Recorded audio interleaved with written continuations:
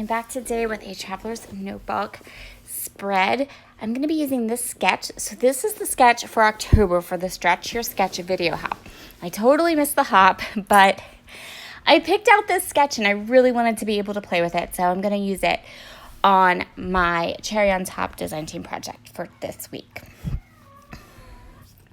So I'm going to start with the very last piece of this paper, this navy blue floral. And I'm actually going to use every scrap of this paper.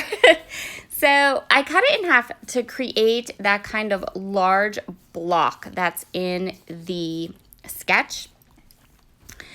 And then you also saw me cut it down again. So what I have here is one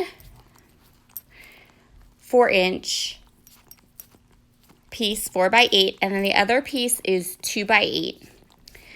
And then I think ultimately the other banner piece I'm going to use was 2x8 as well. Not sure, but it's going to be the piece that goes across, just like this. And so I'm going to just fishtail one of the ends. I'm going to follow this sketch somewhat closely. I think that it lends itself to lots and lots of different size layouts. This is a sketch that's super versatile just because of the way it is laid out. It can be shrunk down. It can be expanded rather easily. I am just using my very favorite bone folder, which is from Dress My Craft, to kind of give myself a place to cut this banner so that I can spread it across the 2-page spreads. Now, the break that I leave for the seam in my Traveler's Notebook doesn't bother me in the least.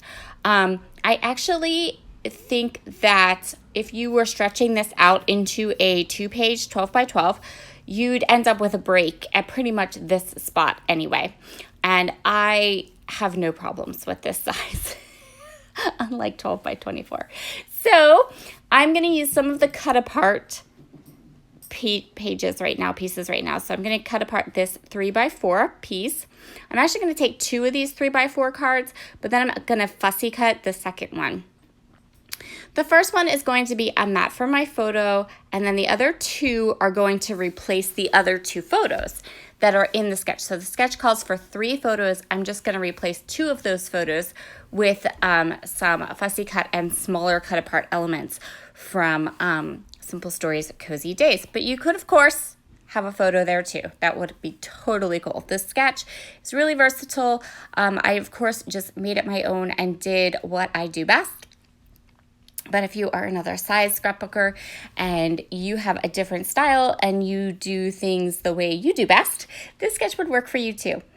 Below, you will find the lineup for the hop. The hop was this past Sunday, and I was still healing, so I couldn't attend or participate, but this is the project I would have participated in or would have done if I had participated. So we're good, right? So if you want to see this sketch used as a 2-page spread, if you want to see it used as a 8.5x11, by all means, check out all the girls down below because they took this same sketch and they made it their own and sized it to any size they like except 12x12. So this 2x2 square, I'm actually going to cut it in half because, again, this is going to go across the seam in my page. And then you can see I have my photo matted to one of those 3x4 cards. I have the one cut apart little fall list that I used. I fussy cut it and then inked all the edges. And then this piece that I'm cutting in half is acting as the top photo. And you can see there, I'm just lining it up with that little seam to allow my book to open and close. Now, I decided I wanted to, this list that I fussy cut has this kind of faux washi tape across the top. And I thought, you know what would be super cute? Let's use some real washi tape.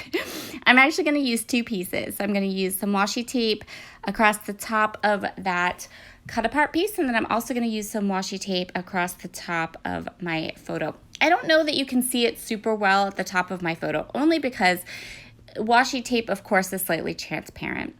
Now, I know I want to use a ton of die cuts because they're flat, and this is a stitched notebook. So it will get to become a chunky monkey if I don't police my foam and my embellishments strategically, but that's okay. I don't mind this. I love, love, love my stitched notebooks from Rock Your Notebook. And they can be chunky monkeys because they are stitched.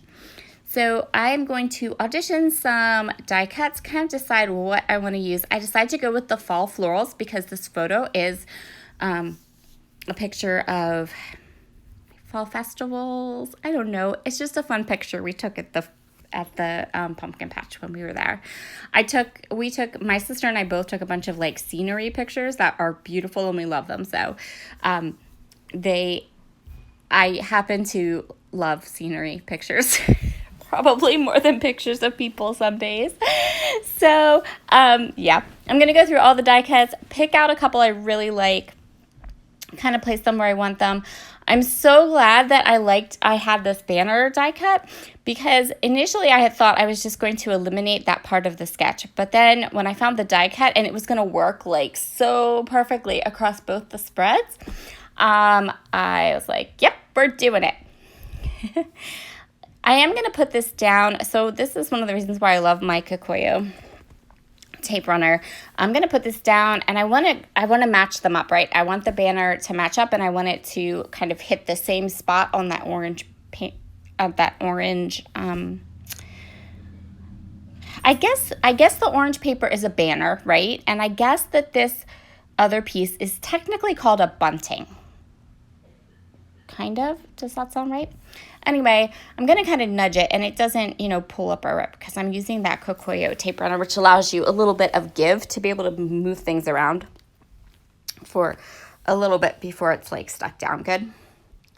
Now I'm just going to go through all of the die cuts I've chosen and I'm going to add just a little bit of Distress Oxide in Vintage Photo, just a little bit, just to take off some of those harsh white edges of the die cuts.